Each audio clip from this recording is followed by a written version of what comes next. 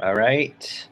Well, this is so I can talk about creationism. I usually go into Nadia's room, but that's usually talking about atheism or philosophical stuff in general. And let me find the link so I can have people join as well.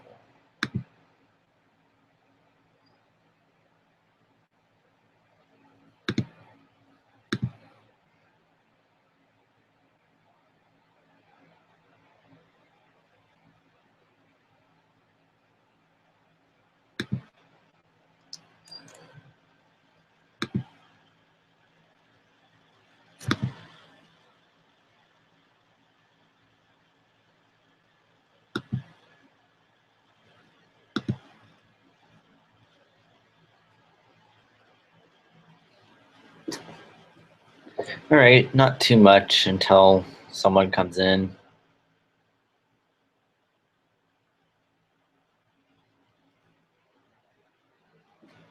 I just remembered I should probably double check on the differences between Neanderthal anatomy and Homo sapien anatomy.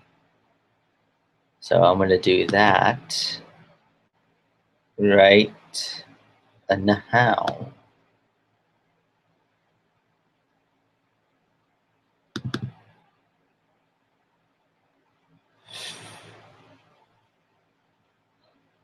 Maybe I should broadcast what I have. Date last open. Date last open.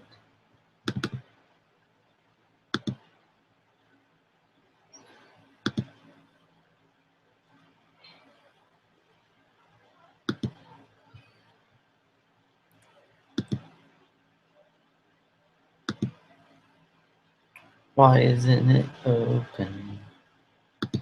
Here we go, it's finally happening.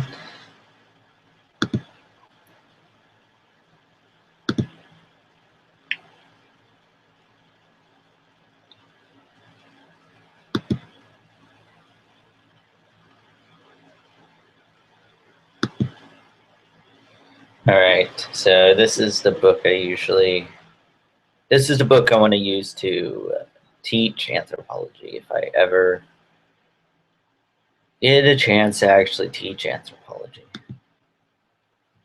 But it doesn't seem like I will, but it would be nice if I did.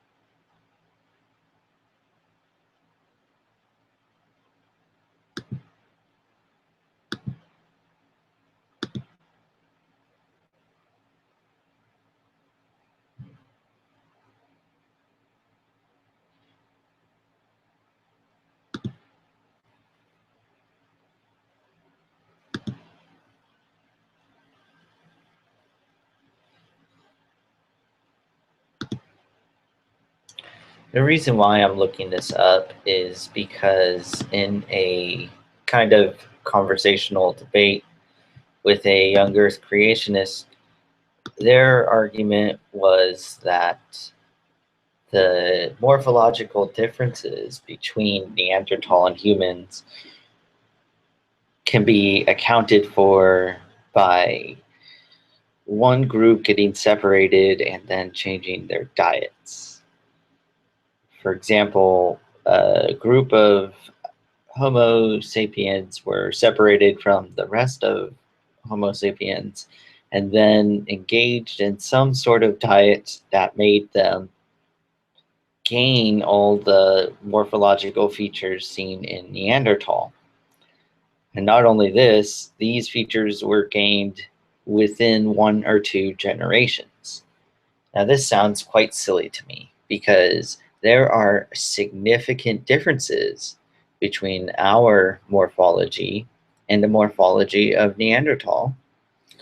And the only ones I could really remember were the fact that Neanderthal are shorter in stature, have more robust bodies, have a longer barrel-shaped rib cage, and have like a bigger skull and thereby had a bigger brain than us. Those are quite a bit, I think, but it seemed like it wasn't enough for my creationist friend. So maybe it will look more persuasive if I find even more. So I'm going to go all the way back to this very introductory textbook and remind myself of stuff that I should know. Dang it.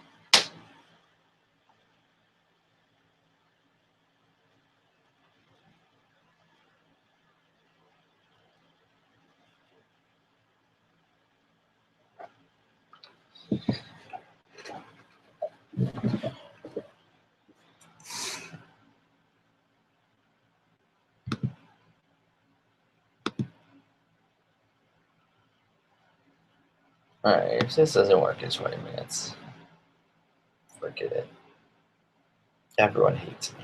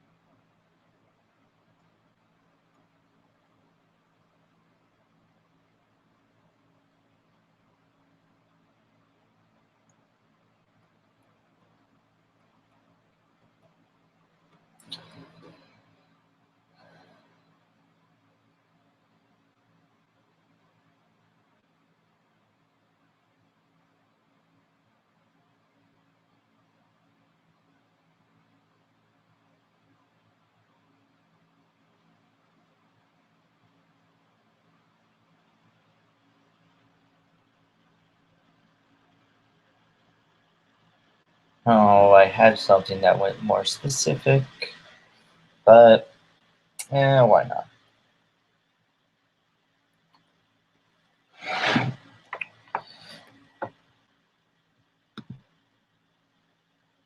Ooh, I have one viewer. The craziness. Come on in, viewer.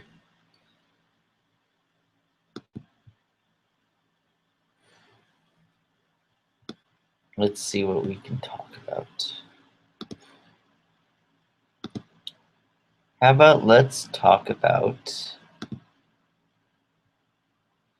fossil forests. Fossil forests are considered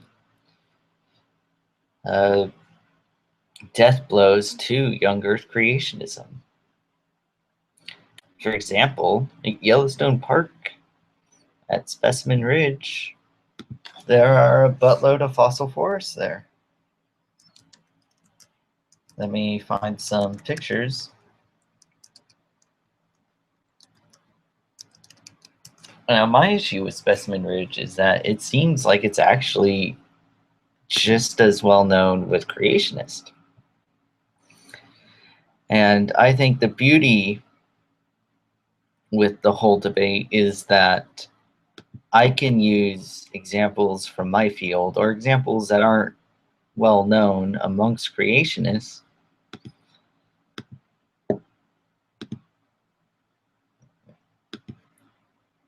whereas creationists are usually stuck using the same old examples over and over again. For example, Mount St. Helens. Creationists love Mount St. Helens. They love it.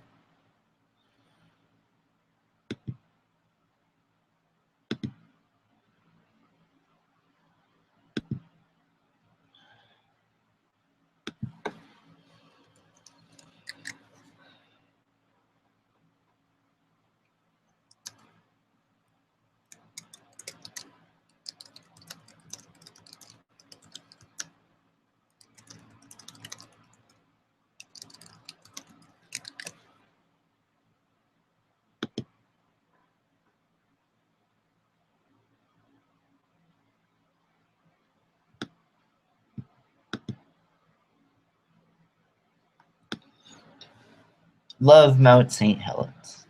They do. And how come I can't find bigger pictures? This is kind of weird. There we go, sizes. Let's make it large or medium. Specimen Ridge, Mount St. Helens.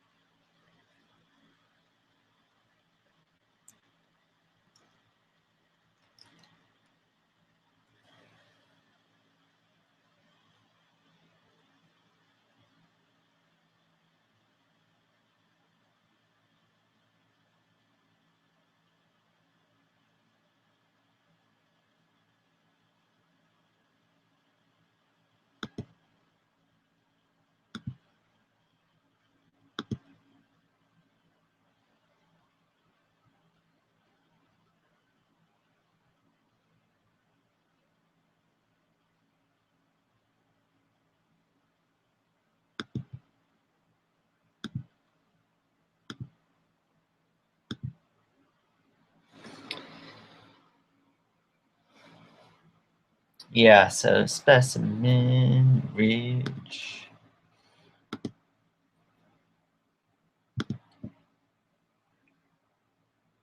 All right, so in Specimen Ridge, you have all these layers, and you have petrified forests in all these layers.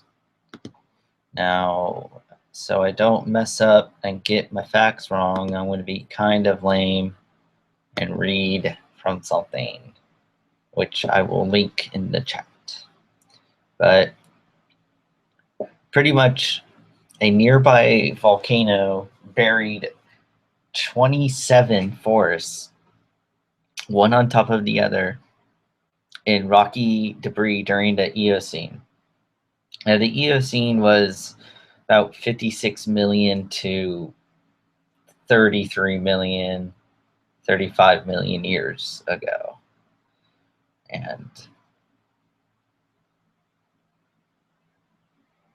And after a forest grew on top of some old volcanic debris, the volcano would shower fresh debris through the air on top of it, and mudslides with more volcanic debris would flow through it. The trunks and branches left sticking above the volcanic debris rotted away. Then a new forest would grow on top of this new debris, repeating the cycle.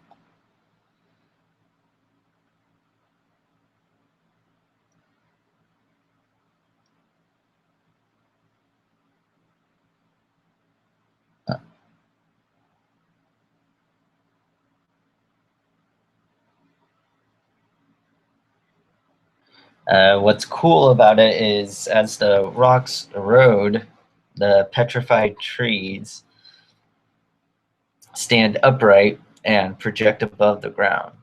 And there are also complete root systems found in many of these trees. And the entire deposit took over 20,000 years to form, which is a lot more than the 6,000 years required by younger creationism.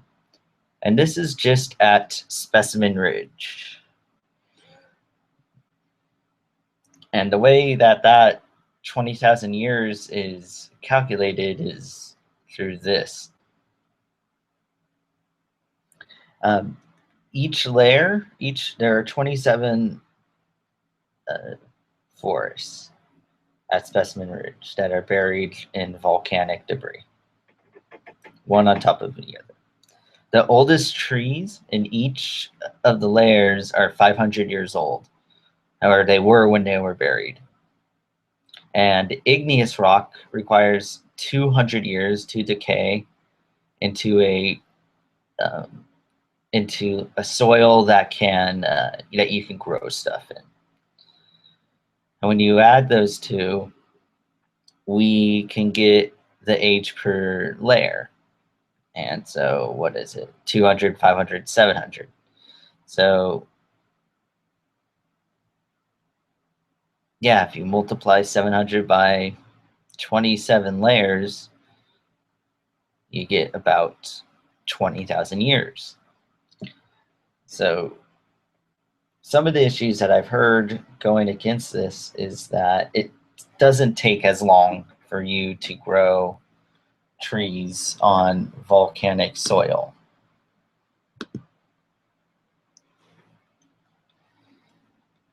And what else have I heard? Oh, that this is actually evidence of one of the log mats. See, the flood posits. Maybe I should just go through everything about the flood before I get into just disproving it.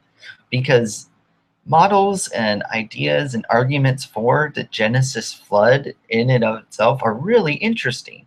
It's really cool. Learning the ways that people can try and figure out our world with respect to a worldwide deluge. So maybe I should actually go into that.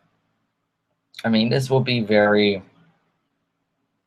very vague. There's a lot more to it. But in general, here's a timeline of how the flood occurred in as naturalistic as possible an explanation. So the antediluvian world, which is the world before the flood, like antebellum is before slavery was taken away from the South or before the Civil War. The antediluvian world, there was a water vapor canopy uh, in the atmosphere surrounding the Earth, which made Earth a tropical paradise. There were more shallow, all the oceans were more shallow.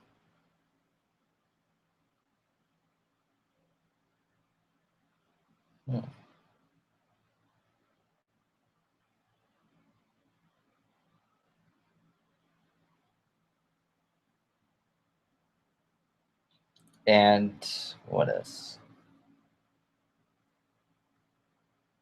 Oh, the water vapor canopy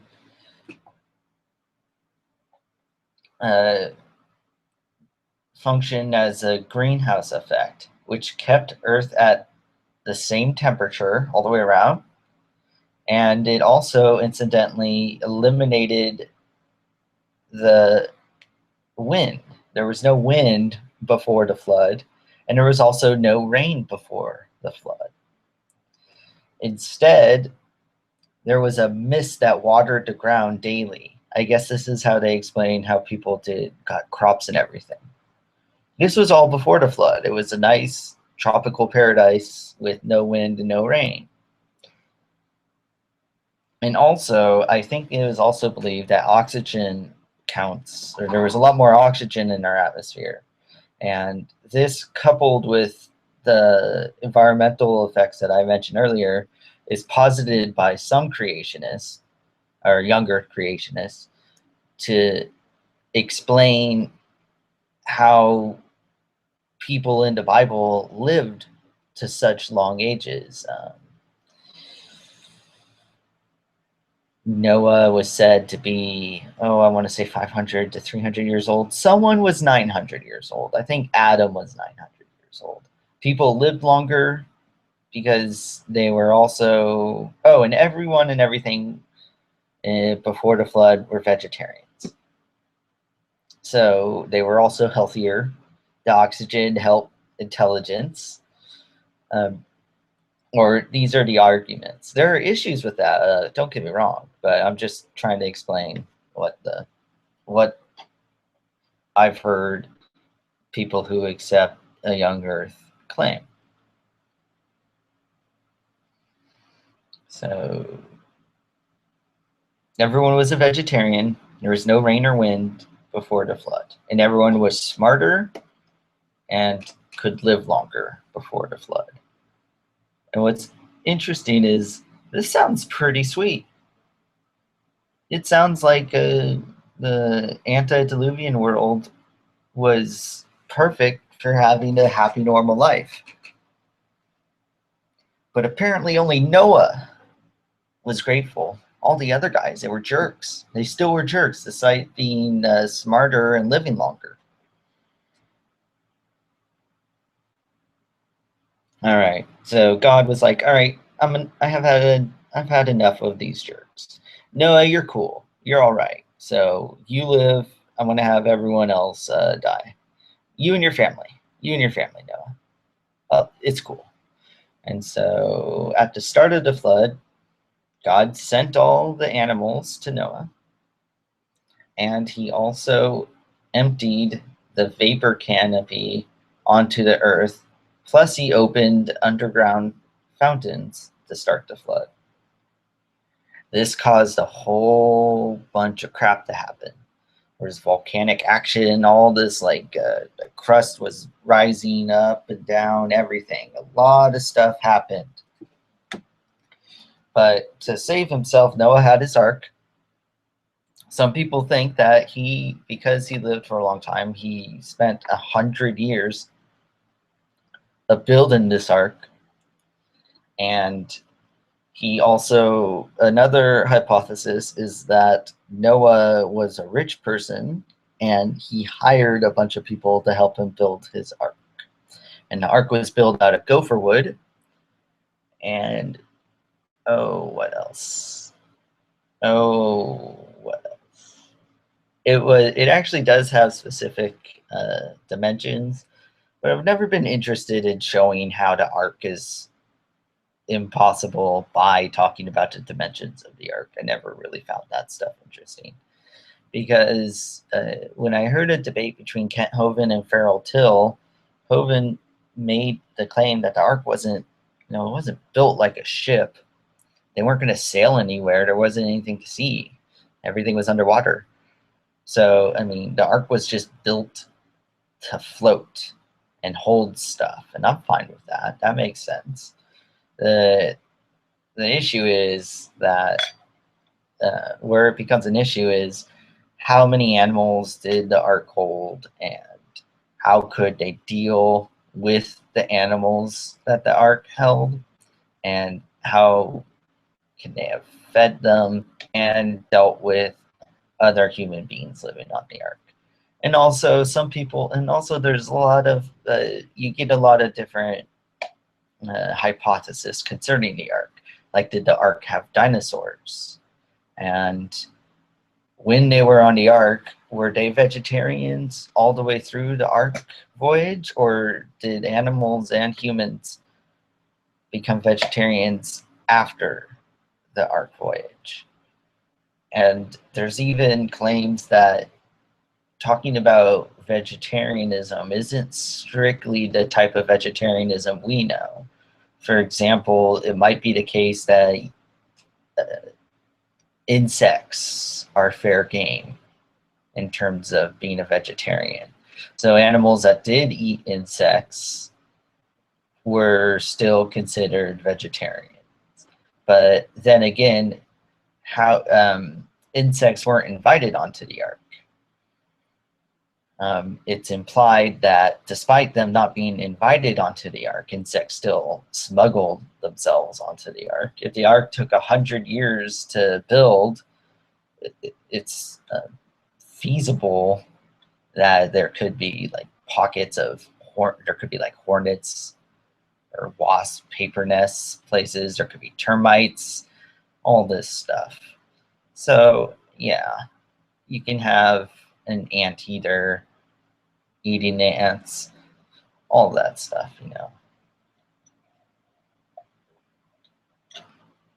And the other issue is, when scientists talk about different animals, they'll usually refer to taxonomy, the taxonomy as laid down by Linnaeus. But creationists will use what's called kinds. And I've heard Kent Hovind define a kind as that which brings forth. And so, all right, you have a definition, but the issue is that the definition of kinds is just as, if not more, flawed than, say, the biological species concept. And with the definition of the kind, it doesn't seem like there's a specific, like, no one's been able to give a quantifiable number of animals that were on the ark. I've heard numbers ranging from a couple thousand to 30,000. It seems like a lower number would be better, but then the issue with that is that creationists had to deal with a lot of speciation occurring after the flood. So much speciation that animals described in ancient texts thousands of years ago, which obviously would not have made it onto the flood, have to be accounted for. So it's not only that creationists have to have speciation from the flood, which was around 4,000 years ago. It's not that they have to have it it's not that they have 4,000 years to work with to have the speciation that we see today.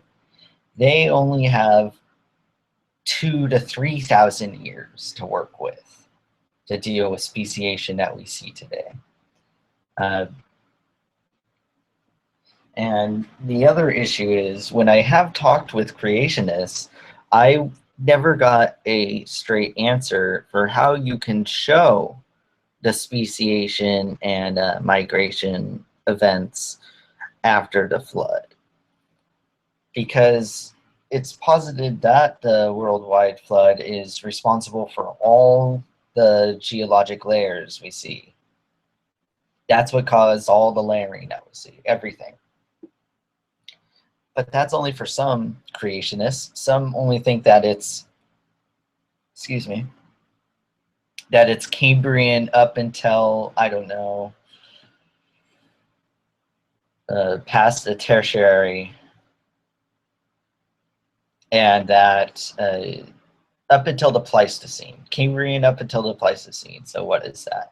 That's 542 million years to 2.6 million years. All those layers were caused by the flood. Everything else is in the past 2,000 years. Oh no, I lost my final viewer. Oh, he came back, or she came back. Anyways, so I tried to get an answer for that because, I mean, it seems as though you, well, one of the arguments against flood geology is that we should see evidence of, this is the example that Bill Nye mentioned in his debate against Ken Ham. There's no evidence of species radiation from modern day Turkey, which is the general area where the Ark should have landed. There's no evidence of kangaroos hopping all the way down to Australia, which is what we would expect to see if a flood occurred and all the animals hung out in an ark for a year, and then the ark landed on the mountains of Ararat, and Noah was like, all right, kangaroos, do your thing. I mean, that seems like a perfectly understandable question to ask the flood geologists. And I haven't really heard an answer. The only well, I have heard answers. What am I thinking? The answer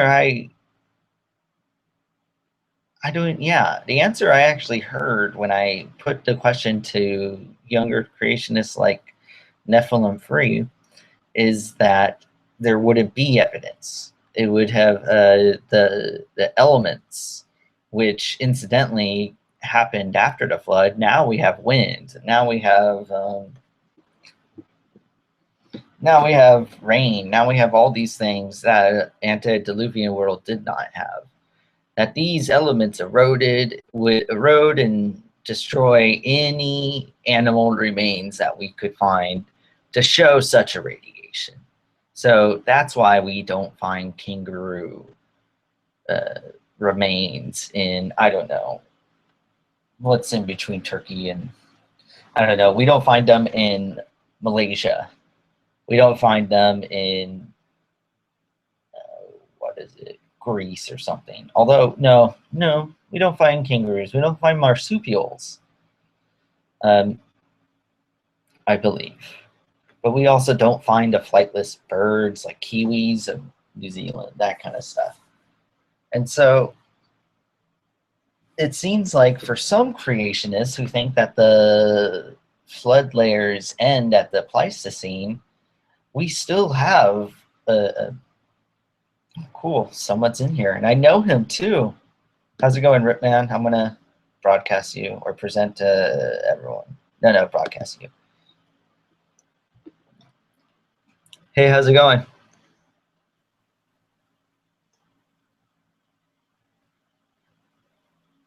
Can you unmute yourself? Yo. Hey, how's it going? What's up? Yeah, go good, man. Have you been listening or what's up? No, I just saw the link and I was like, yeah, I'm gonna join it up. All right. What's this I all should. about? Um, oh, I should let you know. Like, I'm not a younger creationist. Maybe I made it confusing. Um, but I'm very interested in flood geology and the Hmm. the arguments because I like geology and I like that kind of stuff. What's Sure. your view? Well, young Earth, but I'm open to hearing some stuff that you can come up with. Sure. Well, I can. If you can see what I'm presenting, I'm going to stop presenting it now that there's someone in here. Uh, yeah. Well, the argument that I like is, hello. Yeah, your picture, man. It makes me laugh. Yeah. Um, it's a butt playing the pan flute. Yes, I could see this. Yes. uh, it's kind of an inside joke, but I just like the way I drew it. Are you like tooting your own horn there? That's a good. That's. I should mention that to my friend. My friend told me he was writing a scene about some girl walking through a forest, and I mentioned she should run into a butt because I wanted to be unhelpful. And to be more unhelpful, I drew the picture of the butt. And he said, well, I wanted it to have some sort of Greek mythology vibe. And so I drew it with a pan flute. I see. Yeah. All right. Okay, so this is the thing. Uh, flood geology is the 1 year flood, Noah's flood, is what's supposed to account for all of the layers of the world, all the geologic layers. Hmm.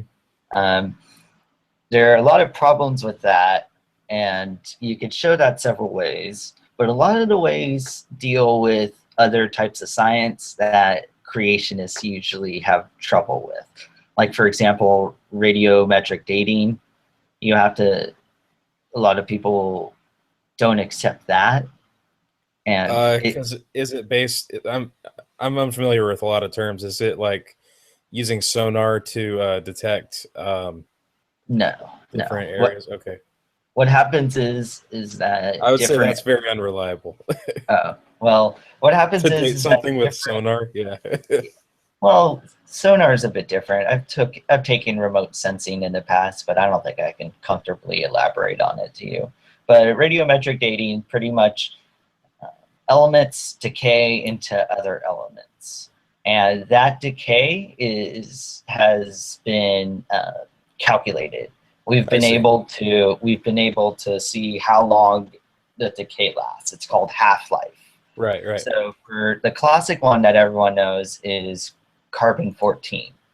And in once carbon 14 starts to decay, in 5,730 years, half of the carbon 14 will be gone, and it will be what's remaining is a daughter isotope. So the parent isotope, half of that is gone, and then you only have a daughter isotope. And this is as carbon eventually decays into nitrogen. And so what now there's a lot more to it obviously, but what scientists have been able to do is they say, hey, we know we can measure this decay rate, and we can look at other decay rates for other elements, and we can figure out how old things are. So if you have a layer and the layer has something that has elements that you can measure the decay rate of, you can find a date range that layer might actually um, that you can actually date that layer with. And oftentimes this type of dating isn't the only dating that people rely on. There's plenty of other dating methods used. And it just so happens that radiometric dating uh, coheres with a lot of other dating methods. For example, tree ring dating. Um, Earlier, I was talking about Specimen Ridge, and Specimen Ridge is a site at Yellowstone Park where there are 27 petrified forests on top of each other. And in between these forests are layers of volcanic ash or volcanic debris. And scientists have looked at the forest and looked at the rings of the trees. And they counted several of the trees to have more than 500 rings, which you can, I mean, this is relative dating, by the way, chronology, because like, oh yeah, it's very interesting, I know. Yes, But, yes, quite. yeah. But I mean, Sorry, it is kind of late for me. oh, where are you? Oh, I'm just in Seattle, but It's I've only I've 9 had a then, right? right. I've had a whack sleep schedule. Oh, I see. I'm in California, so Yeah, I so you stay know up, about this. yeah, I stay up late. Well, anyways, it also is the case that it takes roughly 200 years for you to grow shit on volcanic Uh, soil. And so you have 500-year-old trees plus 200 years for them to even start growing. So that's 700 years. There's 27 there's 27 petrified forests on top of each other.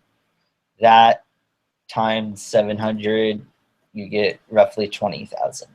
And that's just specimen ridge. That alone shows that the Earth is more than 6,000 years old. And that's a relative dating thing. But it just so happens that radiometric dating, which is absolute dating, conforms. It gives similar dates. It actually it it doesn't conflict with that relative dating thing. So yeah, there are several different ways you can date things. But the issue is radiometric dating. A lot of people think that radiometric dating can cause errors, and it ends up you have to go in and explain why it doesn't cause errors and stuff. But does that make sense so far? yeah, actually, I really hate to be rude, man. I gotta go though. Oh, okay. Don't worry about it. This stuff gets boring to people. That's why I started this whole room, so I wouldn't bore people in I other wouldn't say it's rooms. boring. It's that if I Yeah. was fresh Oh, and okay. able to just stick with it. Oh, okay. But I All realize right. I'm in for either I'm either gonna lose a lot of sleep or Oh, okay. Yeah, man. Go to sleep then. all right. Well, I'm friends with you, so We're besties. Yeah. yeah, dog. I'll see you later. All right. Take care, man. Yeah, later.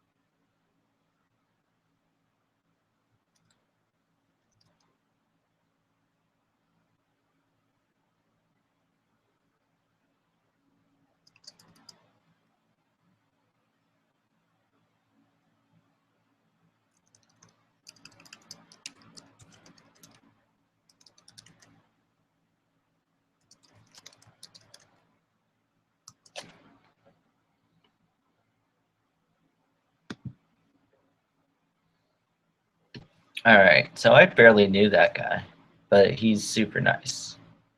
I liked him. And I'm kind of sorry that I brought up something that I just talked about, but what are you going to do?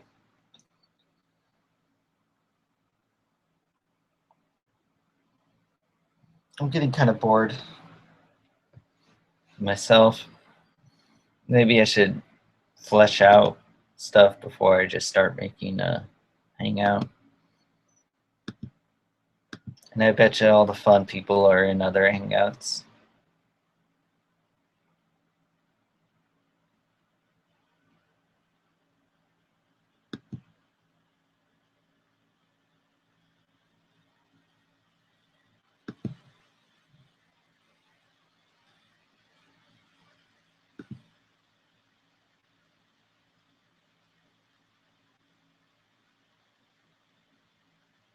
So it is Tanya that's listening right now. Well, I don't know. Oh, you're not even listening anymore. But now you're back, or someone's back. I don't know. Yeah, I think I'll actually leave. So, and I'll develop more material. Only next time I'll add you, Tanya, if you're listening. That way, right away, you know it. But see you later.